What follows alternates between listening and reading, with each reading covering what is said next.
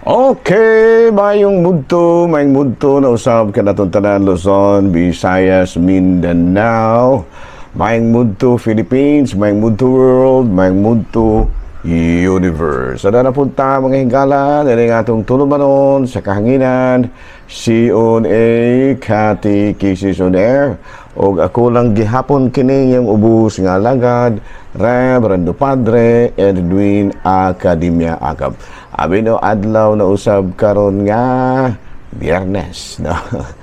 Pizza utso na kini manghigala sa bulan sa Pizza utso na kini manghigala sa bulan sa Agosto. Oh, ayan, no. Nagyod mahigala, hapit na yung bear month, no? Pasko na po.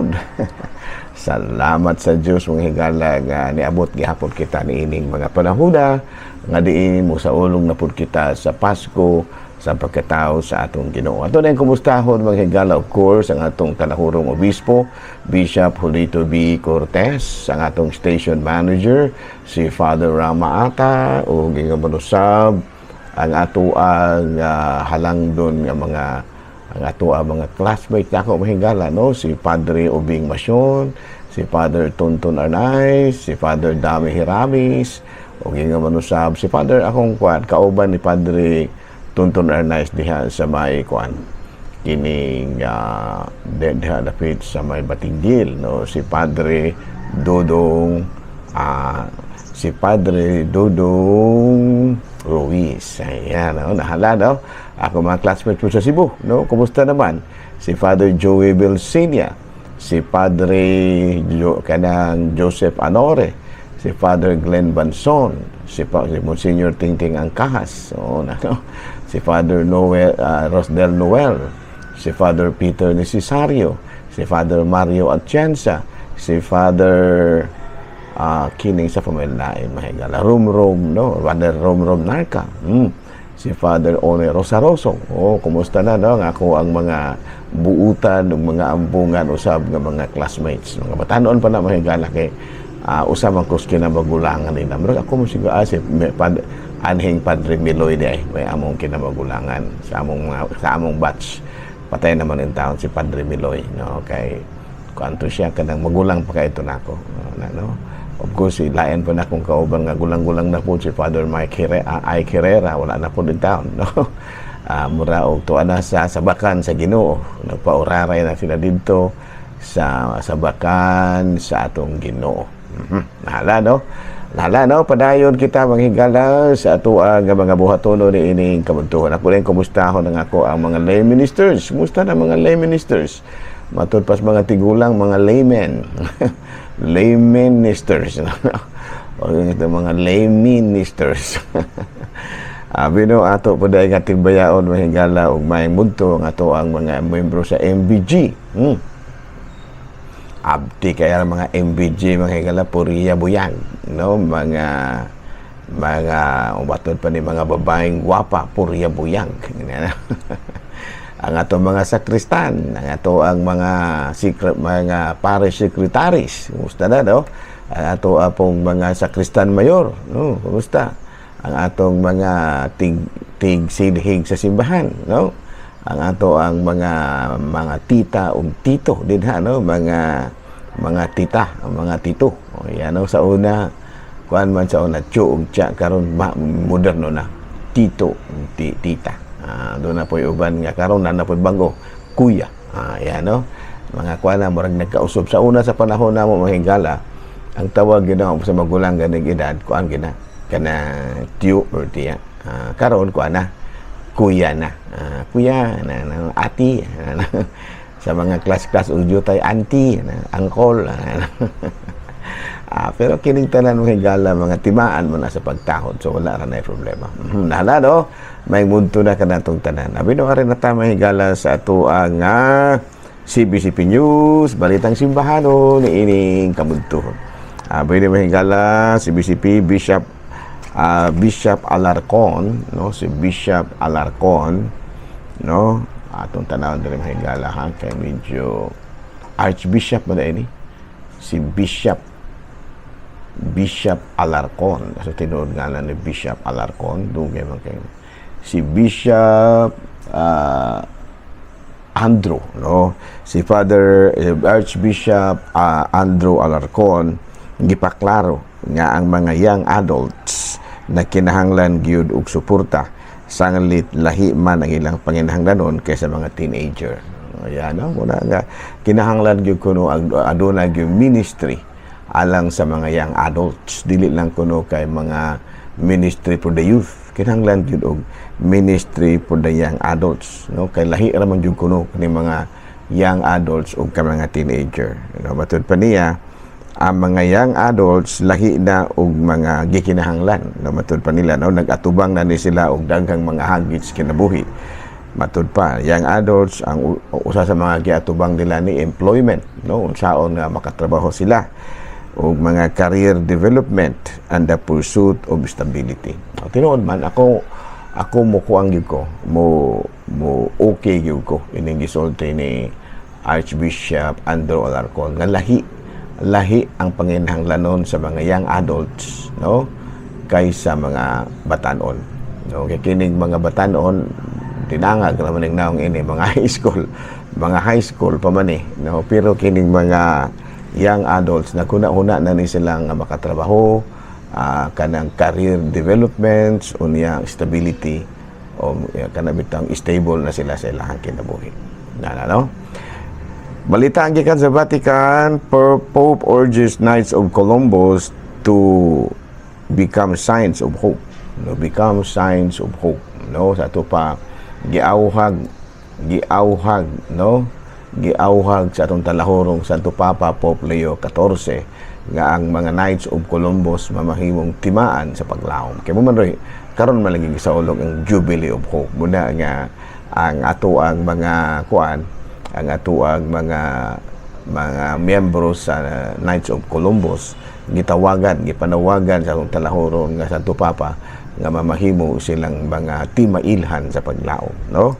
Matud pa, no, gihimo kini ni Pope Leo atol sa ilahang panagtigom sa convention of sa ika-143 anniversary sa Knights of Columbus. So ika-143 years na dugay-dugay na gud ning Knights of Columbus. Bago kanto mahigala mga balitang simbahano ni ining kamudtuhon ug arita mga higala sa atuang unsa man to'y sunod. Yara. Ang atong sunod mga higala ang ato ang Saint of the Day. Ayan, no? So August 8 ba to? Yeah, August 8. Ang ato ang karong santo walay lain kung dili si ako maning kining sangay man ni sa akong papa, si Santo Domingo, Saint Dominic, no? Kasi Papa Domingo ba ito? Kung sa kinatsela para Dominic, as in English, no? Natao kini si Saint Dominic ni adtong 1170 ug namatay ni adtong 1221. Katsila ni si Santo Domingo. Nya naordinahan sa usa ka pari na nya nahimo siyang usa ka itinerant preacher. Usa siya ka kanabitaw magtutudlo nga wala magpundos o sa kalugar, itinerant ba. Naunya, he fought against Albigensian heresy. Now, kining Albigensian heresy, mahigala lahi po ng tirada ini. All matter is evil.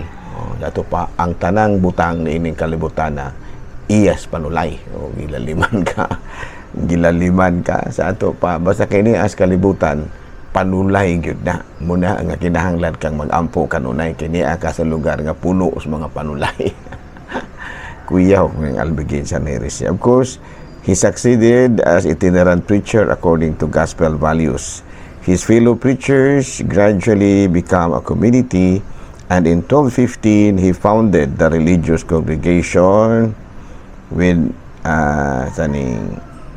who later become the Order of Preachers or OP.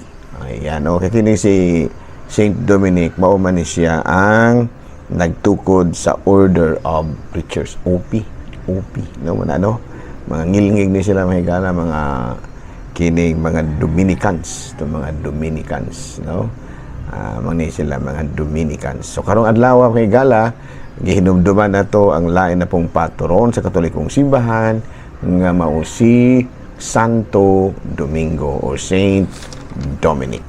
Okay. Abi no, padayon ta manghigala sa ato ang mga buhatonon ni ining kabuntuhon. Ato day nga timbayaw no sabog maing mudto ang atong talahorong obispo. Of course, ang ako ang gawiks. Busy kaya akong gawiks manghigala kay Monsignor naman. Si Monsignor Christian Durango. Ayan, no? Durango. Durango. No? Si Monsignor Durango. Ang amo dahil po nung kanang ang ato apod nga sana atong clergy president pod mao si Father Ryan D. Posoy. Ayan, no? Sila na. Father Ryan D. Posoy. O nga to karon nga Vicar General mao si Father Christian Durango. Ayan, no? O nga among president si Father Ryan D. Posoy. Ako na Daddy D. Lodo. Na malingaw ron class. Malingaw ron po nino nga pare na ako may gala kini nga to po mga punchline ba. Mga punchline. Salamat day ha nga inyo kong gitimbayag happy birthday, no? Kay kining akong edad nga 66 years old, proud gyud ko ini kay ang uban baya kutob ra baya 38. Ang uban kutob ra baya taon og 36. Pero ako kaluoy Ginoo mga higala 66 na ko muna nga lipay kay ko mga higala nga gitimbaya ko ninyo og happy birthday. Basog maabot na mga 166 ya. May na lamang no. Basog maabot tag 166 mga higala. Abi no, ulo istorya ta mga higala no. Ulo istorya ta ginagmay ha. Nagong mga ako mga higala actually dili kay ko serious mag-istorya. Ay panahon nga seryoso ko pero doon nagyusahay nga murag mas ganahan ko bag kanang makatawa ta ba. Abi no sa kagabi ini ana nag-istorya mi. Ang daghan mi kuanto kanang usa man to. Ang sa Lunes kay nag-meeting mi sa commission nako ding tibayaw no may mudto ako membro sa commission. Salamat kay ninyo ha mga membro sa commission no si Mike ug si Ranilia, si Eli ug si Yoyong o gumusabi si Salane Bibang ug ingo manusab ang ato ang lay coordinator sa kining lay coordinator nato sa kining Commission on Migrants and Itinerant People no si Sister Luz Biminda si Luz Estrelianes mga abtik mga paano sila mahigala mga og sa ato pa na kanang mga aktibo kayo niya. Salamat kayo kay ang katupong mga panelist no nalimot lang ko sa mga pagpangayo ni kuan sa mga panelist kaya ako pa itong pasalamatan unta sige lang mga hayo niya ko ni kuan ni Sister Luz sa mga panelist no. Pero usa sa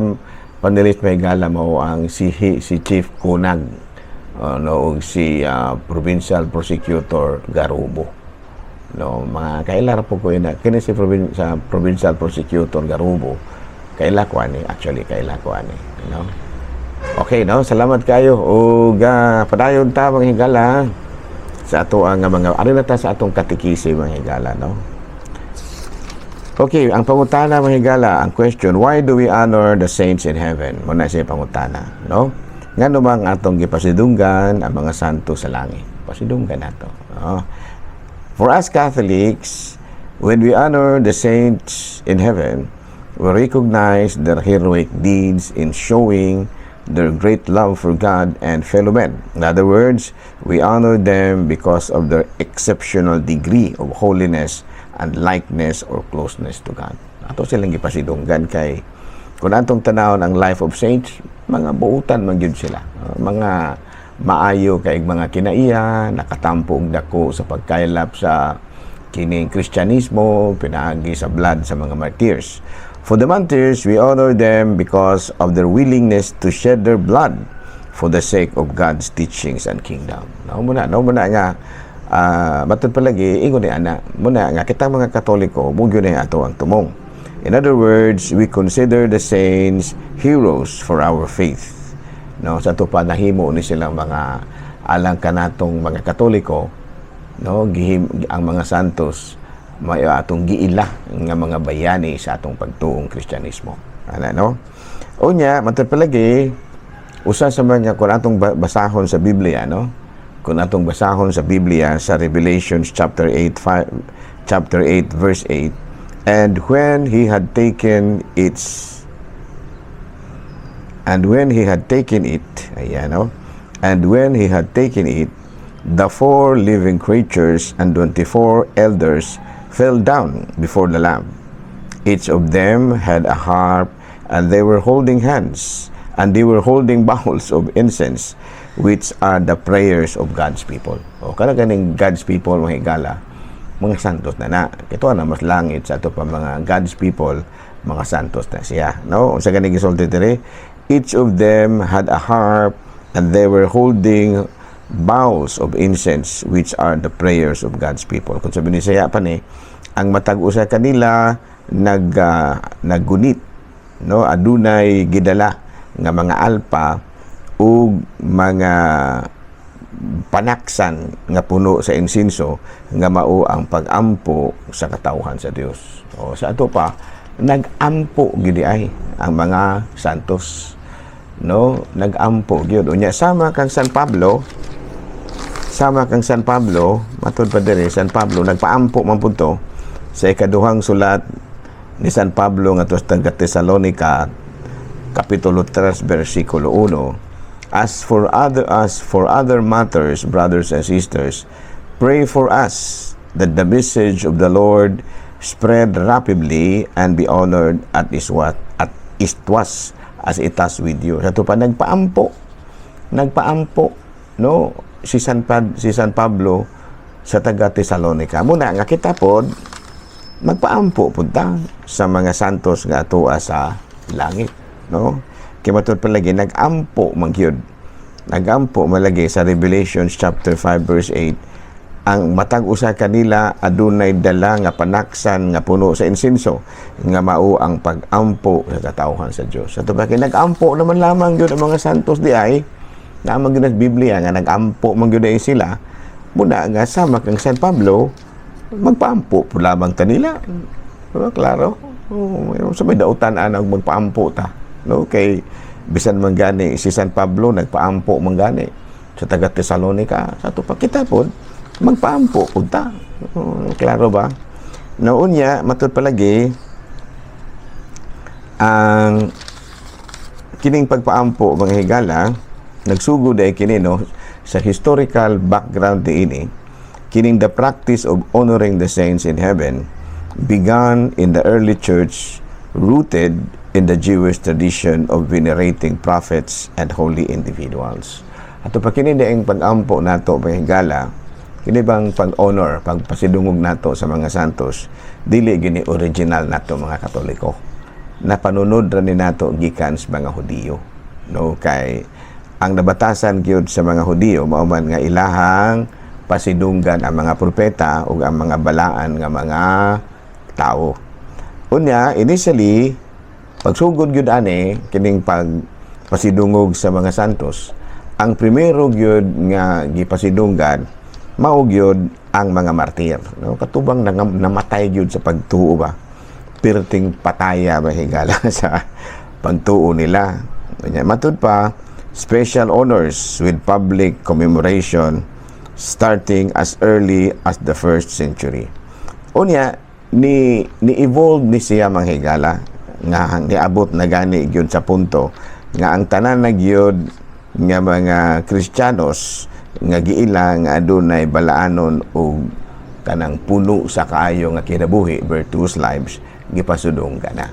Sa ato pa ang nagsugod gyud ini ang mga Hudiyo, ang mga propeta tong ilaha.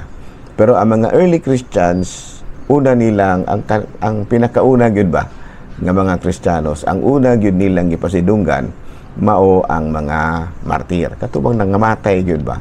Pero matud palagi kay kuan man kanang nakita man pud nato nga dili lang pud ang mga martir ang pasidunggan, kahasta po tong mga balaan nga mga tao nga nagpuyo po sa kinabuhing balaanon, pasidunggan po.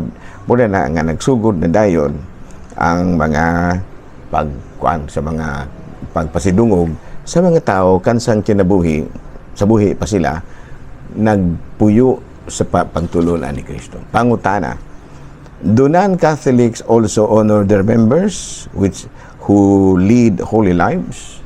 Ang mga laing relihiyon, nagpasidungog ba sila sa ilang mga membro nga nagpuyo nga sa ilang mga membro nga kaniadto nagpuyo sa maayong kinabuhi? Ila bang gipasidunggan? Ang tubag ni ana naabaya di ay.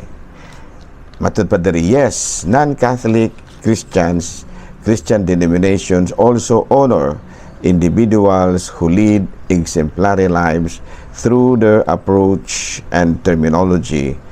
Though their approach and terminology may differ from the Catholic teachings of canonizing saints. Ito pa, bisan ang mga laing relihiyon manghigala, nagpasidungog po sila sa ilahang mga membro nga nagpuyo sa kinabuhing balaanon. No? While they may not use the title saint, bisan tuod kung wala nila tawag og santos, kay para na mas katoliko lagi na, no? Or have formal canonization process, many Protestants and other non-Catholic Christians recognize and commemorate individuals who may have lived lives of faith, service, and holiness, often as models for others. Sa ato pa, kinidaing mga laing relihiyon, kani bang dili katoliko ba? Gipasidunggan po di nila ng ilahang mga kining mga nahauna kanila, bisan tuod kung wala nila wala nila nga tawag nga santos. Sa ato pa, kita nga mga katoliko, atong gitawag og mga santos, kay mga balaan naman lagi. Pero sila, mga laing relihiyon, maumaora po dahil nato, di. Although nga wala sila nagtawag og santos, pero nagpasidungog po dahil sila sa mga tao, ang ilang mga membro kaniadto, kansang kinabuhi, dalaygon. O kana bitang exemplary lives. No, diya pangutana, parehos pa po sila nato. Nga nagnangayo po silang pag-ampo gikan sa mga nahauna kanila nga mga buutan. Tubag niya na nangayo po diya sila. According to my research, no? While Catholics pray to saints for their intercessions, the practice of asking prayers from individuals deemed holy is not exclusive to Catholicism. Other Christian denominations and even some non-Christians may ask for prayers from those they consider to have lived exemplary lives, though they might not call it praying to saints. The of seeking influence is common element of asking various belief system. Sa ato pa, dili lang dahil kay katolikura, mao'y nagsunod, mao'y nagpasidungog sa mga nahauna kanila. Ang ilang mga founder, ilang man din ang gipasidunggan po di ay. Kaya dili lang ka ilang gipasidunggan, doon na po'y pipila kanila, nga nangayo ang pag-ampo ato nila. Bisan tuod kung wala nila tawga og santa ba, pero ang pag-ampo, naghimo po dahil ni sila tanawa ra. No? Sa ato pa, naglali sa gyud ita, pero actually, sa ako nang ginaingon, puro pariho ra gyud putag proseso. Kaya ang mga laing relihiyon di ay, bisan tuod, kung wala nila tawga og santo o santa ang mga nahauna kanila nga nagpuyo sa balaan ng kinabuhi. Pero ilan dahil gyapon gipasidunggan, pananglitan, ang ilang mga founder, ang ilahang mga ministro o mga pastor sa una nga nakapakita gyud og mga maayong kinaiya. Ilang gyapon gipasidunggan, o dili lang gipasidunggan, nangayo pag yun ay silang panabang mga pagampo. No, sa ato pa, bisan tuod kung wala sila formal canonization process, pero doon na gid po sila dian ang kinaya. Klaro? Siguro, ang uban karon pa siguro masayod ana. No nga, bisan day ang mga laing relihiyon, nangayo po di ay in taon o pag-ampo gikan sa mga nahauna kanila. Bueno, balik-balikan na to na medyo na taas-taas ng jutay ha mga igala ha. Balik-balikan na to na siya. Kaya kanang istorya ha, murag karon pa kaya na to madiskubre no nga ang mga nahauna ang mga katuba mga dili katoliko ba mga buutan pud kaayo no mga pastor mga ministro nga buutan kayo di pa sidunggan man pud na nila bisan patay na pero wala nila tawag ang santos ato ang gitawag man natong santos pero maora na sa buti pasabot ana unya kita nangayo tagpanabang mga pagampo nangayo pud sila di ay kanawara no sa ato pa pareho ra gid ita ayan no dili lang ta mag-away ra sige kung kaingon bitaw nga di lang ta magdebate kay sa tiron anay lang dili kita nga magdebate kay ngano man pareho sa mga gituhuan gud si Kristo naman gani do na di ito practice ng Katoliko nga wala man tuod gyud matud pa wala man gyud gitawag na tuog kanang gitawag og parehos gyud pero ura-ura na kanang daang pagpatidungog sa mga maayong tao nga nangamatay na o kining pagpangayo pagampo. I don't know kung naay laing relihiyon nga mosupak ana nga ang ilahang mga founders ang mga pastor nila ang ilahang mga kining ministro nga mga buutan gyud kayo ug wala ba nila pasidunggi. I don't know. Kung miingon po nga wala pasidungog ato, sorry kayo. Correct me if I'm wrong. Mingon mo nga, katong among founder, wala na mo ito hinumdumi, patay na doon sila. Matay mahimo na. Inyo man na. No? Katong among pastor, kapuutan kayo ito, pero wala mo na, patayin mo ito siya na, wala na tayo mahimo ito niya. Wala tayo mahimo na, inyo man na. Pero, kung inyong gipasidunggan, maipod gani, kay inyong dili po ta mo ingon bitaw nga sayop na. No? Kay Katoliko rin gahimo na, dili. Basta dahil mga laing relihiyon, gahimo po na. Although nga wala lang nila tawag nga santa o santo. Okay, para nako mga heroes man na of our faith. Para nako ha, basta mga mayang tao ang inyong pasidunggan. Sabi no, di na lang sa takutob ha. Ako lang gihapon kini inyong ubos nga alaga Reverendo Padre Edwin Academia Akab Manabilito sa kanidyo. Kumunalangin ka nato ang Diyos ng kagawang sa Amahan, Anak, Espiritu Santo. Amen. Maayong mudto Pilipinas.